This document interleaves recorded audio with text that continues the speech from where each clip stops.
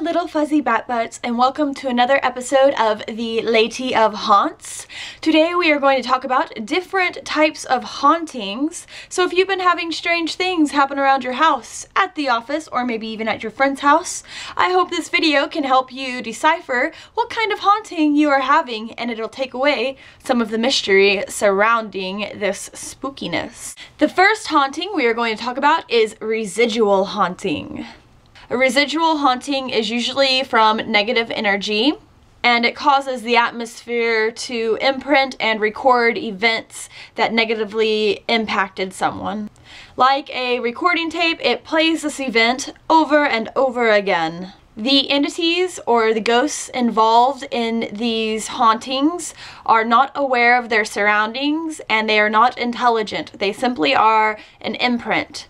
So it's like a recording of someone or a hologram being played over and over again. There will be and there is no interaction between you or the ghost. There can also be a positive energy of a residual haunting. So that is very good news. Basically, a residual haunting can be both negative and positive. It's just a moment in time where the emotions were so high and so glorious that it's been impacted on time, and it plays back like a video recording. So though you may see ghosts celebrating or being depressed, they are not aware of you, and it is not even an intelligent ghost. It is just a recording or a hologram playing back into reality. The next haunting we are going to talk about is poltergeist activity. Poltergeist activity is usually caused by teenagers going through puberty whenever their emotions are quite high, but it can also be caused whenever you are an adult and you are putting yourself under a lot of pressure and stress and anxiety. The main source of poltergeist activity is whenever you harbor a lot of emotions and you're holding a lot of emotions inside of yourself that it starts to project outside. When this energy is projected by the mind, it can cause tapping sounds, lights being turned on and off, and the movement of objects. All poltergeist activity usually is from a human, and it is just you having so much emotion that your emotion cannot be held within your body, and it is being projected out into the world around you.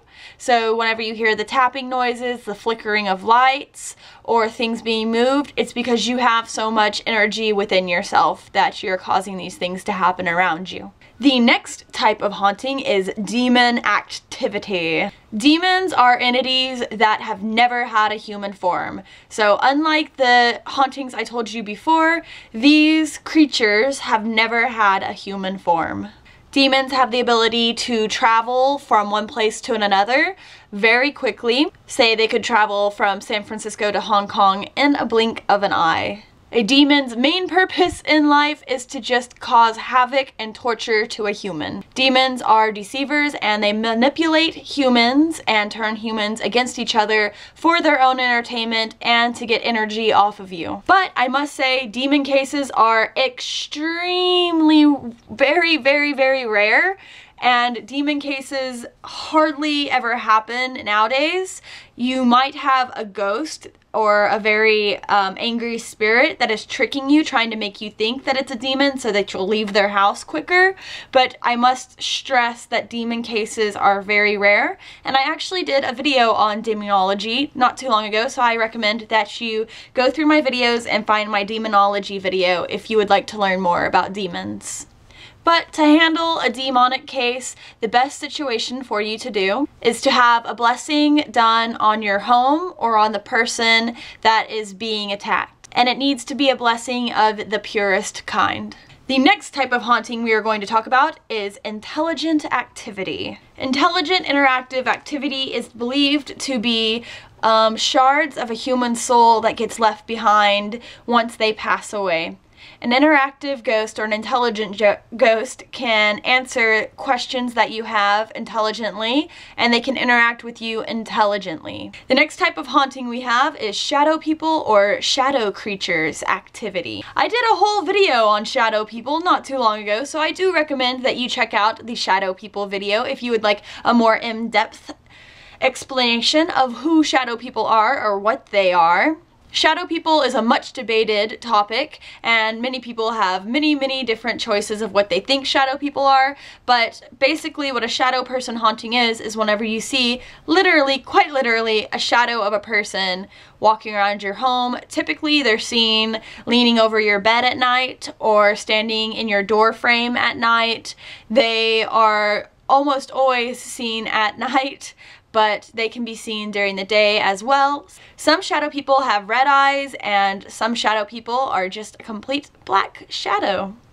Basic shadow people things that happen when there is a shadow people haunting is shadow people can move between walls, so you can see them going through walls. They have no human features. They wear no clothes. People who encounter shadow people always have a feeling of dread. Clairvoyants that encounter shadow people say that they do not feel they are human and they do not consider them human. Shadow people have no visible features such as mouth, nose, eyes. It literally is a walking shadow. The next type of haunting we're going to talk about is doppelganger haunting activity. Doppelganger activity is considered the evil twin, and it is also considered an omen of death. In most cases, the victim of a doppelganger haunting is in extreme danger with their surroundings, families, or sometimes even themselves. When you see a doppelganger or a twin of you staring you down, it typically means that you are about to fall under a deep illness or even death. But then again, I must stress that this is an extremely rare kind of haunting. So those are the 6 types of hauntings. So now I'm going to read you 6 true stories about these 6 types of hauntings, so you will have a better understanding of what to look out for.